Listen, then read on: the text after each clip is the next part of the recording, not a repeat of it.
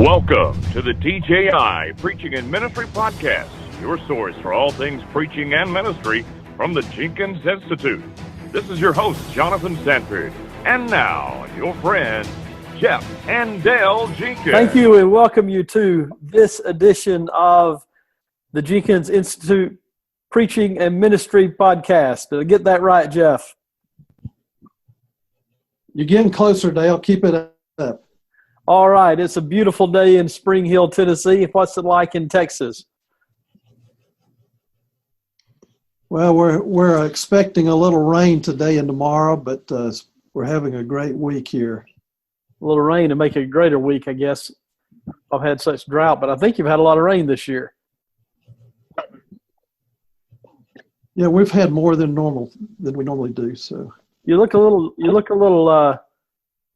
Israeli this morning. Well, I've been over in the sun, over in Israel. We were up at Masada last week, Dale, and it was 114 degrees. Wow. But it's a dry heat. They did, for some reason, they didn't say that. They just said it was 114. All right. You know. Well, I know you had a great trip, and can you announce our trip? No, I cannot. Okay, so we won't announce our trip then, okay? No, we won't. Okay, all right. Well, let's welcome in our guest for today. Well, Dale, we're thrilled today. This is our week where we do an interview. We've kind of tried to set it up where we have different types of programs for preaching and ministry podcasts. And this week, we're thrilled to death to have with us on our program Wes McAdams. Wes preaches for the Baker Heights Church in Abilene, Texas. And Wes is not only a great preacher, but a tremendous writer. And we'll talk a little bit more about that in a moment, but let him tell us what he does and how he goes about it. But it's been a joy to get to know Wes living out here in Texas and spend some time with him. And Wes, we're thrilled to have you with us. So we want to welcome you to the podcast. Well, thanks, guys. I appreciate y'all having me. I appreciate what you're doing with this podcast. I appreciate what you guys do in the kingdom, especially all the encouragement that you give to young preachers like me. So I appreciate you guys immensely. Thank you very much, Wes. We wanted to bring you on today. I want you to talk a little bit about your work, but we want to focus primarily on the excellent work you do through blogging and the posts that you put up and the good work you do. Tell a little bit about, if you will, how you got started blogging. Well, I bought the domain name radicallychristian.com about, I guess, almost 6 years ago now, 2010. I had no idea what a blog was. I had no intention of starting a blog. I was doing youth ministry at the time, and I thought I was looking for different domain names to, maybe do something for the teenagers, maybe have a static website to download resources and that kind of thing for teens or for parents or something like that. I had messed around with another website online. We had a website for family devotionals for a while called myfamilydevos.com, and that just didn't really go over as well as we thought that maybe it would. And so I bought the domain Radically Christian, and about probably 6-7 months after I bought it, I started trying to figure out what WordPress was all about, and so started blogging, and social media has really helped it to take off. And so for the last 4 or 5 years, it's really been an interesting journey. Got to know a lot of people all over the country and really all over the world, and been able to interact with people and share some thoughts. And it's been a blessing to me, and I hope it has been to others. Well, Wes, it has been a great blessing to a lot of people. Tell us a little bit about the name Radically Christian. What was the thinking behind that? Well, I wish there was more thinking behind that. It was one of those things where, you're just trying to figure out, I was messing around with different words and, Christian teens and christianteens.com or something like that. And, different things were taken. And then so I thought, totally Christian or completely Christian or something like that with some different adverbs on there. And I thought, And then I found Radically Christian. I thought that's a pretty cool idea. And, people ask me about that all the time. And, that idea of radically, that adverb would be, totally or completely, fundamentally. In fact, the word radical itself means to the root of something.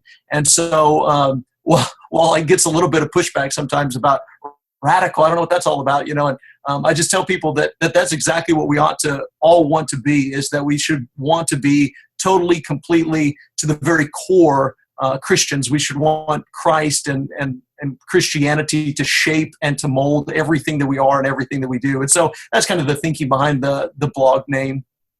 So, Wes, did it start with the blog itself and then expand into some of the other areas, or how did it develop?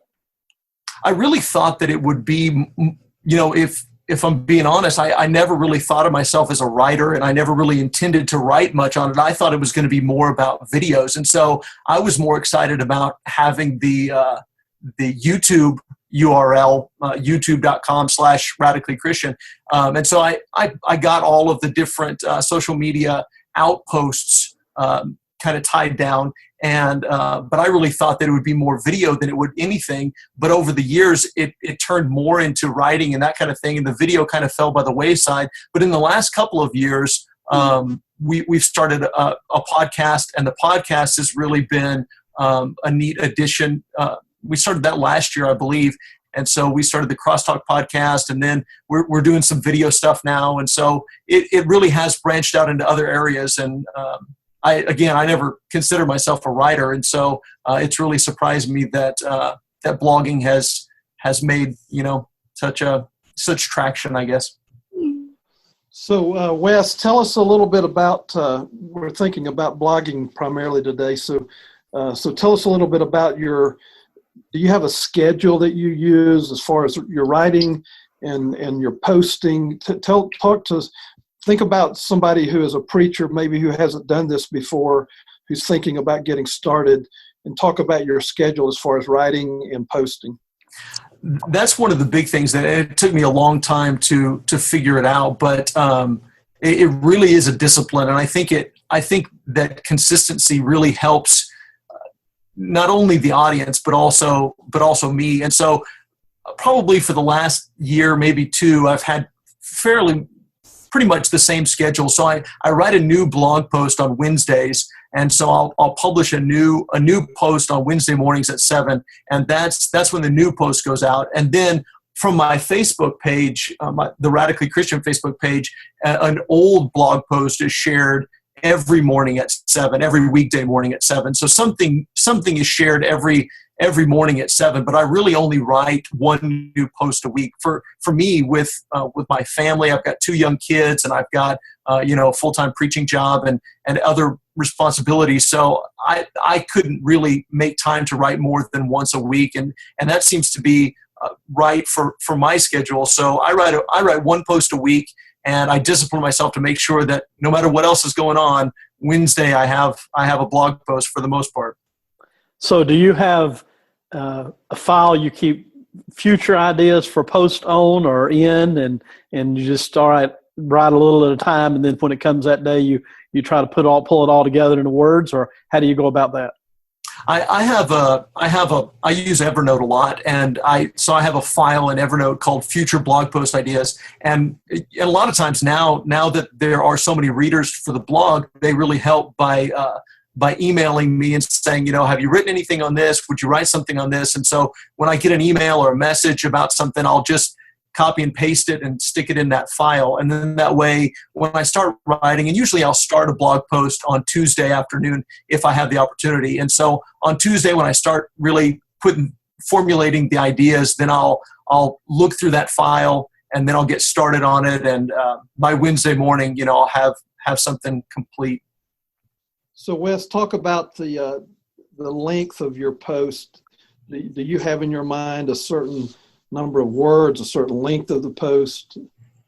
I try to keep it right at 1,000 words. And so sometimes it's going to be, every now and then I'll have one that is 900 or something like that. But much under 900 seems to be too short for most of the readers. If it's much shorter than that, it just doesn't seem worthwhile to them, I think, sometimes, depending on what the topic is. But and if it's much longer, then if it's over 1,100 words, it doesn't have much traction. So I shoot for 1,000 words, and usually the first draft is usually longer than that, and I'll have to whittle it down until it's about 1,000 words or so. So I've looked over your podcast, your blogs, and in fact, I read you almost every time you come out with one. But just kind of perusing through them this morning, I noticed your titles are very eye-catching. Talk about coming up with titles and its importance, and if you think that's extremely important, and how you go about it. Yeah, and I really try to study secular bloggers and how I don't like, obviously, well, I guess my rule of thumb with a title is that I don't want to be deceitful. I don't want somebody to think it's about one thing and then they click on it and it's about something else. But I also don't want to be vague. And I think that so often when I first started blogging, and so many preachers, I think that this is the trap we fall into, is that we're very vague in our titles and people don't know what they're about. I was thinking about this idea this morning. Last night I was over at some member's house, and they've got some peacocks running around outside. And so one time they came home, and one of their peacocks had attacked the glass sliding door because he had seen his own reflection, and he was fighting his own reflection, and he had bloodied his legs up. And so he really did some damage to himself because he was fighting himself. He was fighting that reflection. And I thought, man, that's a great sermon illustration. That would make a great blog post or a great sermon, because we are our own worst enemies sometimes. But I thought, a lot of preachers, if they were going to write a blog post on that story, they would title it something like "A Lesson I Learned from a Peacock." Well, most people aren't going to click on that. They're not going to read that unless they're interested in peacocks. But if they titled it something that was more explained what that post was actually about, why we are our own worst enemy, why Christians are our own worst enemy, or something like that, well, then a person knows beforehand when they click on it what it's going to be about. And I think that sometimes that's where we go wrong, is we try to be so broad and general and vague, trying to pique curiosity, that people just aren't interested because it's too vague. So, Wes, I know you said you didn't start out with in mind being a good writer. You don't pick yourself as a good writer. Of course, we think you're selling yourself short, because obviously you've hit on something that has been very popular in the minds of a lot of Christians. And as you think about where you are now compared to where you were when you started, what kind of goals do you have in mind? What would you say is, what's your purpose for blogging now, and what are your goals now? I guess when I first started, it really was intended to be more evangelistic in nature. And it's kind of over the years, it really was never my intention, but over the years, it really has developed into more about edification within the church and just trying to encourage, so sometimes I'll do a little bit of both. And so some posts are more evangelistic in nature. What does baptism have to do with salvation, or something like that? But a lot of things are really meant more for members of the church, Christians, and trying to encourage them to be thoughtful about what they're doing, both corporately in the church and individually as Christians. Very good. Do you look at, Wes, analytics and try to keep up with eyeballs and how that works, and how do you go about charting that?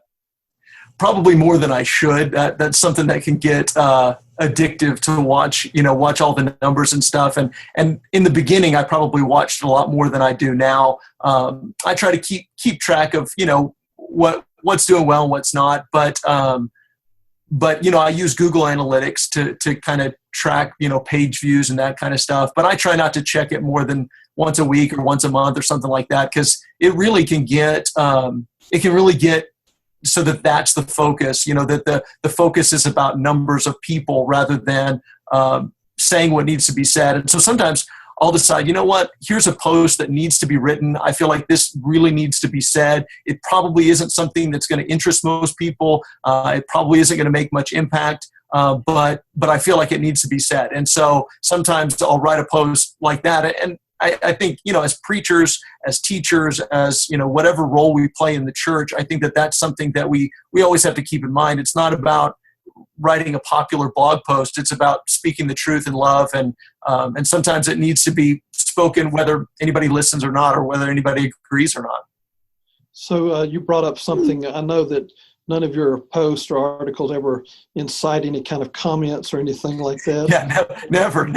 What do you do about? Do you read those comments? Do you respond to them? I don't mean do you care about them, but do you? But do you care about them? How do they affect you? What do you do with them? Yeah, do you care about them? Well, I made the decision about, I don't know how long it's been now, probably 2 years ago, to turn the comments off on my blog itself. I was getting a lot of people that were, maybe somebody pushing a pro-homosexual agenda, or maybe an atheist or an agnostic who was just using the comment section on the blog as a platform for their own agenda. And I decided, I'm paying for this out of my own pocket. There is no reason that I have to pay for someone else to be able to have a platform to push something that's not true. And so I decided to turn those comments off. Of course, there's still Facebook comments, and I read all of the comments that are made on my own personal page or on the Radically Christian page. I don't respond to everything. I try not to go back and forth more than a couple of times. It gets to a point where it's unproductive. But I've had, here recently, I've really been surprised by how many Christian people have become very argumentative or very belligerent in their view, and then have had a 180-degree turn and have apologized for their rhetoric or apologized for their tone to me or to other people. And it's really been refreshing here lately to see some positive things come out of comment section, because we all know that's one of the worst places on the internet, is the comment section on anything. So, if I think that it's a productive and profitable discussion, I'll have a discussion. If I feel like something needs to be said, I'll say it. But it's kind of like having a dinner party or being at some social function. There's going to be a lot that is said. Even if you're the host, you don't necessarily have to respond to everything, and some things are just gonna go without a response, and that's fine. And some things need to be responded to, and it's just a judgment call. And I'm afraid often I make the wrong judgment call, but it's really just a matter of personal judgment. Outstanding. So your site is a WordPress site? It is, yes, sir. And did you build it yourself, or had you? I use Bluehost for the hosting, and so I host the. When I first started with Bluehost, if anybody's interested in all the technical details, when I first started with Bluehost, they didn't have the specialized WordPress hosting. Now they have that. It's a little bit more expensive than when you first go in, but it's been a lot more reliable, and it has had a lot less downtime here lately. So I've been really impressed now that I've changed that over to the specialized WordPress hosting. But WordPress is pretty easy. I would recommend people buy what they call a theme. And so I use the standard theme, which they've actually gone out of business since I bought it. But when I first started, I used to mess with the graphics and the way it looked all the time. But now I've gotten to the point where it's probably been the same for a year or two, and I haven't messed with that. And I'm glad, because that can be really time consuming, messing with all the back end stuff. But just keep it simple and just focus on the message, and it's usually a lot better that way. So Wes, go ahead. Maybe another quick technical question. You and I recently sat on the same seat close to each other at a conference, and I noticed you were taking notes. It looked like maybe an iPad Pro with a pen. When you do your writing, what do you use? Your computer? You use your iPad Pro? What do you use for that? I do. I've got a Mac here at the office, and an iMac, and then I have my wife has a MacBook Air and I usually write my blog posts on on the computer rather than on a tablet. I love using a tablet for consumption, for reading, even for preaching. I preach from an iPad. I've got the iPad Pro, and I love using a tablet for those kind of things. But I've found it very difficult to use it for creation, and so I don't do a lot of document creation on my iPad. I may change over the years once I get better with the Bluetooth keyboard and that kind of stuff. But I prefer to use a computer when I write. Let me ask you, Wes, if you were advising someone that was thinking about starting a blog, what would be maybe the 3 best pieces of advice you could give them? I would say do unto others as you would have them do unto you. I'd say, write like you would want someone to write for you. And that's what I try to do. I try to write things that I like to read, the way that I like to read it. So, from a very practical standpoint, I like it when a blog post is broken up with headings so that I can easily, when I'm reading somebody else's blog, I want to be able to click on their link, and I want to be able to scan their article and be able to tell right away, is this something that is going to be profitable for me or not? And then if it is, then I'll go ahead and read the whole thing. But if I can't tell, well, then I don't know whether I should invest time in that or not. So that would be, from a practical standpoint, is to kind of break it up. If you like it broken up, then break it up. If you don't like it broken up, then don't do that. And so that would be one piece of advice. Another thing that I would say is, don't just write to make noise. Don't just write to be out there. Write because you know something or see something that needs to be said. If everybody is already saying the same thing, then there's no sense in just adding to the noise. I think a lot of preachers, a lot of people just want to start a blog or write just because they want to be a part of the discussion. But there's really no sense if it's already being said, just share what somebody else is saying rather than adding to it. So those would be a couple things. I don't know how many that was, but that's great. So Wes, when you think about the future in blogging and Radically Christian, you have any plans, goals? What are you thinking? Well, when I first started, I wrote a book when I first started, and that really was the plan, was to write a book a year or something like that, and use Radically Christian as a publishing platform for myself and maybe even for others. Michael Whitworth is doing exactly that with start to finish and doing a phenomenal job with start to finish, and that was really what I had intended to do. But Michael's is so much more disciplined than I ever was, and so. He's actually published some of my material, and I'm so thankful for what he's doing. But I do hope to write more books, more things that will have some more longevity rather than just blog posts. So hopefully in the next year or so, I'll be putting out another book or 2. Great. So Wes, we want to thank you for joining us today, and we really want you to know how much we appreciate what you're doing for the kingdom, and you're having a great influence, and we hope you'll keep on doing what you're doing. And it's just a blessing to know people like you. Well, likewise, brother. Thanks for all you do. Both of y'all. So give us your contact information for those that may be interested, whatever you'd like to give, and maybe the website information and those kind of things. Okay. Well, the blog is radicallychristian.com, and from there you can find Twitter. It's twitter.com/Wes McAdams is my personal Twitter. And on Facebook, it's Facebook.com/Radically Christian page. And so you can find us on Facebook or Twitter or on the blog itself. Anything else you want to share with us before we go today? Just how much I appreciate you guys having me. I appreciate it. Great, man. Thank you very much. Jeff, you got anything before we go? Look forward to next week, and hope everybody has a wonderful week, and we thank you for joining us today. And our prayer for you is that the Lord will bless you and keep you. Have a great time.